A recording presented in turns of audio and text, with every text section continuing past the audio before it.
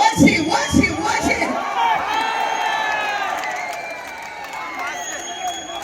எல்லாரும் ஓசி பஸ் ஓசி பஸ் ஓசி பஸ். நீ எப்படி அமைச்சரான? நீங்க எப்படி அமைச்சரானீங்க சொல்லு பாப்போம். புரியுதுங்களா? ஓசி பஸ் எனக்கு உங்க அப்பா விட்டு சொத்தாங்க. மக்கள் வரி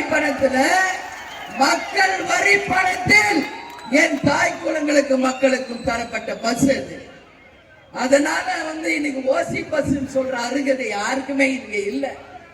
அவர் சொந்த பணத்துல கொடுத்தா சொல்லலாம். அதனாலதான் இன்னைக்கு அனுபவிச்சுட்டு இருக்காரு இல்லையா?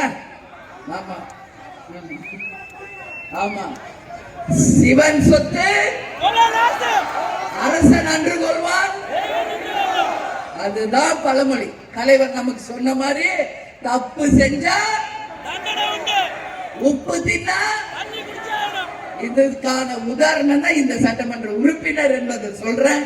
எனவே இதுவரைக்கும் 10 வருஷமா அவர் ஒண்ணும் பண்ணல.